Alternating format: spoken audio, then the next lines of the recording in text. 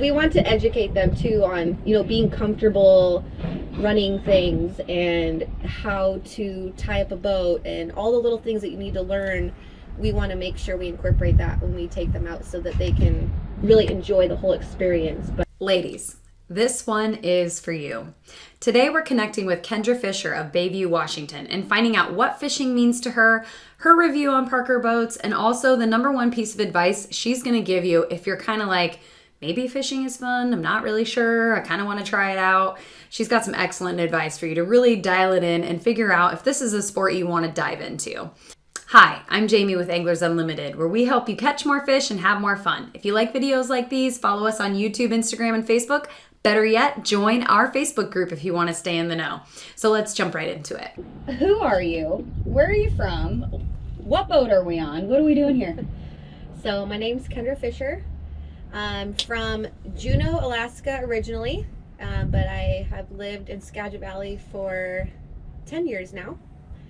And we are on my and my husband's boat, the Bent Nail. It's a Parker, and it's amazing. Love it. So what's your background in fishing? When did you start? Like, what's the story? How'd you even get into this? Well, growing up in Alaska, I feel like you're kind of born with the fishing pole. It's just kind of something that you do. Literally everything in school is around fishing. You learn about fishing in school from an early age. All your friends and family do it. So I started fishing with my dad, as young as I can remember, probably 5, 6. But what really got me into it is in Juneau, there is a hatchery right downtown, and you can actually go on the beach and cast as much as you want. And so my dad said, if you want to come fishing with me, you need to learn how to fish on your own. So I had to figure out what gear I needed, how to tie everything, how to cast, how to reel it in, how to unhook a fish, had to do it all on my own before he would finally take me out. And so lucky for him, he worked right next to this hatchery. And so while he was at work, I would be down on the beach casting away. And after a couple days of that, I passed and I got to go fishing with my dad. So every day when he got home, we'd go fishing. Love it. So now you're up here in Anacortes, yes, and you live in Mount Vernon, is that right? It's probably a 20-minute drive for us to get to the boat, which is amazing. And we do it as much as we can. Mm-hmm. What's your best fishing memory up here in the San Juan Islands? Ooh. I'll have to say when I got proposed, because if I don't, I'll get in trouble. But I got engaged out at Rocky Bay by Roach Harbor, and we, he framed it up as a fishing trip. It still was, but so I got proposed out there. That was very memorable. But I would say the time before that, we're actually in the same area, Rocky Bay, and it was my birthday. And I said, I want to catch a fish as many pounds as years I am. And I think it was my 28th birthday. And actually came close. I was 1 pound off. So caught a nice 27-pounder and brought it into Friday Harbor to fillet it. And it was pretty cool because all the tourists were like, oh my God, that fish is huge. What kind of fish is that? And, kind of felt like a celebrity walking around with that big fish. So those are my top 2 up here, I'd say. I love it. Yeah. I love it. So if you were telling somebody brand new to fishing your best tip for catching salmon, what would you tell them? Like, I don't know anything. What should I do? What should I do? I would say yank it and crank it. And then I would follow up with a demonstration. Oh my God, that's the best I've ever heard. Because that's really what you need to do. You got to pull it out, you got to yank it, and then you got to crank it. And I feel like that's something that they will probably remember. Totally. Because when you have a fish on, it gets a little crazy and exciting, and you may forget some things, but I think they would probably remember, okay, yank and crank. Because if you can do that, you could probably catch a fish. I love it. That's hilarious. That would be my advice. That's a good one. You have kids. Yes. And what is your vision for them with salmon fishing? Like, what is fishing to you now that you have kids? I mean, it's everything, really. That's what my husband and I love to do, and that's what we want our kids to be able. We want to educate them at a young age to where they can come out and enjoy it. I don't necessarily want them to be like pushed into it, which they will be anyway, I'm sure. But we want to educate them too on, you know, being comfortable running things and how to tie up a boat and all the little things that you need to learn. We want to make sure we incorporate that when we take them out so that they can really enjoy the whole experience. But yeah, we want them to be out fishing with us as much as possible. And now that our older son, he's 3, he's able to come out with Duke, you know, for most of the day now and learn how to fish. So that's been really fun. And as soon as our baby gets a little bit older, I'm sure we'll be out diving in with him too. Your last name is Fisher. I know, it's inevitable. It is. Yeah. It is inevitable. And Bodie loves talking about fish. He remembers when Duke took him out, like, it's probably a month ago now. You know, Daddy took me fishing and there was waves and we caught a big fish, and he remembers all the little details. So that kind of drives us to keep going and taking them out and showing them where we live and what's out here. I feel like that literally embodies what Anglers Unlimited is. Like, we exist to help people catch more fish and have more fun. Yeah. And like the joy it brings kids. Yeah. Or just, I've never had better memories than out on the water. Oh yeah. You know, like even a bad day is a good day. Oh. So, and it sounds kind of cheesy to say that, but it's so true. I mean, you can't have a bad day out here. Nope. Even sitting in the marina, I feel better instantly. I'm like, this is amazing. Cheers to that. If you were to say one piece of gear that like you tend to enjoy, I guess, what's your favorite piece of gear? What's your gear of choice? So I'm going to take a little different approach on that question because I like to be comfortable when I fish too. So I like a good pair of extra tufts. You know, I like my gauge jacket. I like to be comfortable in what I'm wearing because then I feel like I can actually fish without being interrupted, you know. So I think that's important to have the basics of good apparel. What would you say are the basics? For sure, you need some extra tufts. Okay. Why? Why the Alaskan in me, but they're comfortable, they're durable, they do everything. Okay. And you can get fun with them too if you want. And a good gauge coat. I just like gauge because they're lightweight. So even on a hotter day and it's raining, you can still wear it. It's comfortable, it's flexible.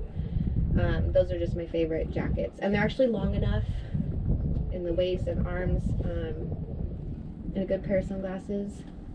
Crucial. Yeah.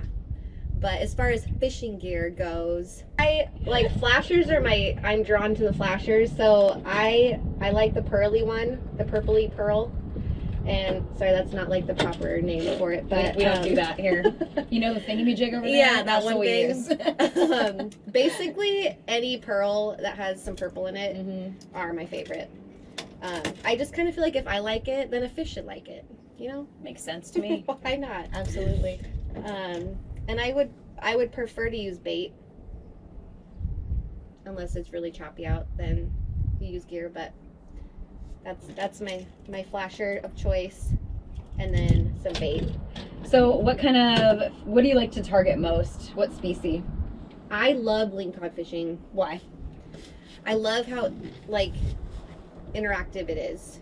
I love to eat halibut, but I'm not a fan of halibut fishing. There's a lot of sitting and waiting, and it's just not my jam. But yeah, lingcod fishing is my favorite because I like that I can feel the bottom. I like that I can feel any nibbles down there. It's just so exciting pretty much all the time because you're either reeling in or letting line out. You know, you're on the whole time, which I love. And I guess blackmouth too is my second favorite, but for sure I love lingcod fishing. Do you have a best fishing story ever? Ever? It's probably a lingcod fishing story for you. My husband and I were leaving Coordinate Bay, running across in a probably not an appropriate boat to be running across in. And we got all the way out to our lingcod spot and realized we forgot all of our gear. Oh no. And That's so, the worst. I mean, we had our poles, obviously, but that's it. And we were kind of tinkering around the boat trying to find something to use. And luckily we found these really old weights and a really old hook. And we made it work. We did not catch anything, but we still You improvise. had an amazing time. It's funny how sometimes the worst things that happen turn into the best stories. Like, Totally. there's so much frustration, but then like there's also this element of like, oh, we got this. Yeah, Watch you can us. make it work. And Watch it was us. so fun. I love that. Yeah. Awesome. So, why do you fish? What's your why? I feel, this is gonna sound cheesy, but I feel like it just kind of grounds me a little bit. You know, like whatever you have going on in the world, you go fishing and you just feel instantly zen. Like some people do yoga. Great. I would rather fish. It's also the excitement of putting all your knowledge to practice, and getting a fish is like the most exciting moment ever. Even if it's not what you're wanting to catch, it's still just so exciting. And like we were talking about earlier, even a bad day is a good day, so you really can't go wrong. There's no better thing. It's funny that you say that, because I feel like when you tell people I fish, they're like, oh, that's too boring for me. Have you heard that? Yeah. I hear that all the time. I'm like, then you don't know what you're doing. Right. Because it's really, you're exhausted Or after they're a day thinking of fishing. like the stereotype of fishing, like probably in a lake. Yeah. You know, they cast and they plug the pole in the ground and they drink a beer and hang out, which is also very fun. Yeah. But ocean fishing is not boring. What is your number one, like, secret trick or secret sauce for landing a fish? I have two.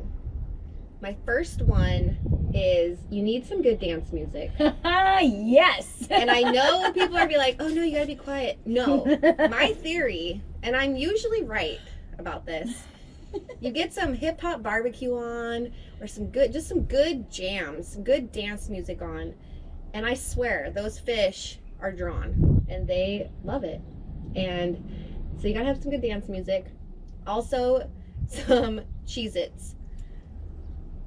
Preferably original. I think that's what they like best. But you throw some out on each side, you get your tunes going, and you're set. So that is the secret sauce. You taught me that. Yep. Feed the sea. Yeah. I do it every single time I I go feel like fishing. if you don't do every it, time.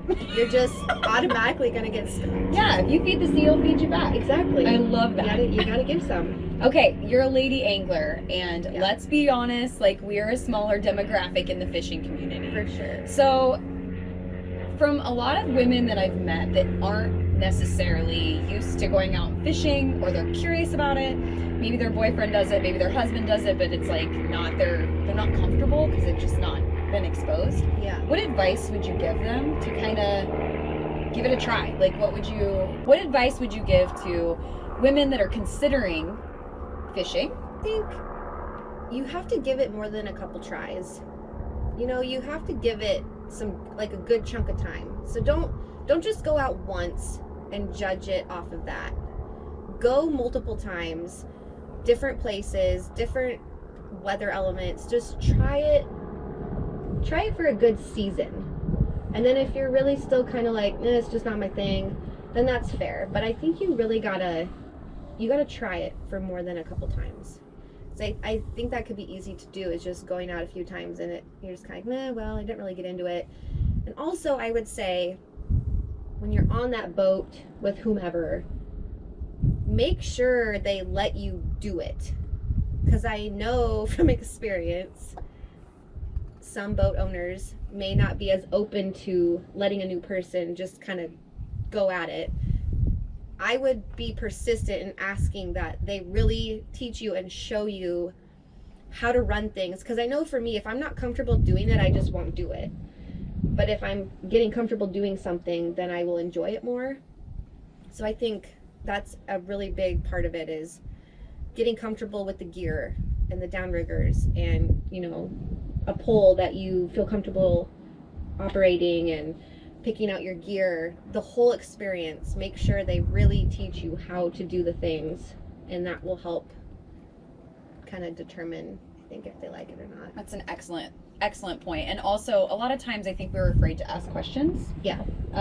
Anybody is. It doesn't mean guys or girls. If Right. you're new to something, sometimes you're afraid to ask because you don't want Yeah. to sound stupid. But it's like, Well, by asking, it shows interest. right. Fishing gear is expensive. Mm-hmm. And so I know for me, like fishing with my family, I didn't care as much. But now that I own a boat and I own these things, I appreciate the value much more.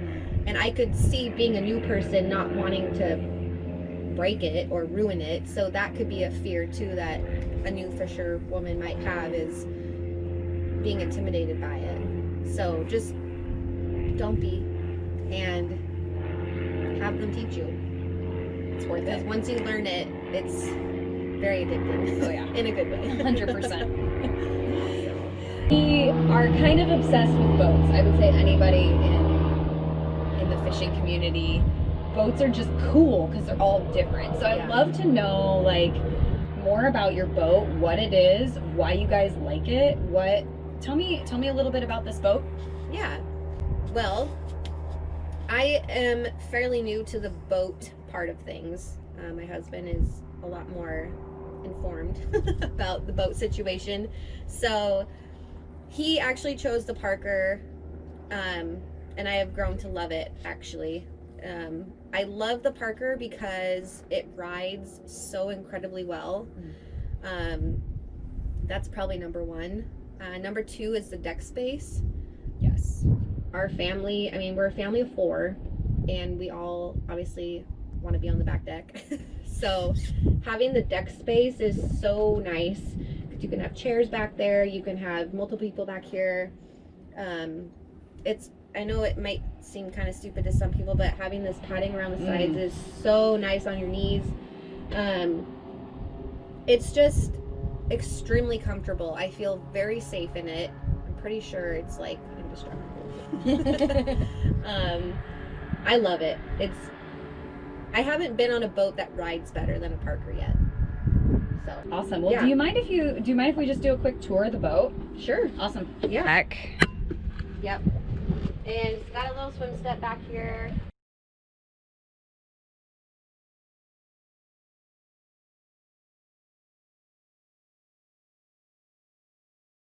It's nice too to have the compartments back here. Easy access to get in and out. Nice. Have all kinds of gear and It's a really wide back there. gunnel too. Yeah. In the back. That's really cool.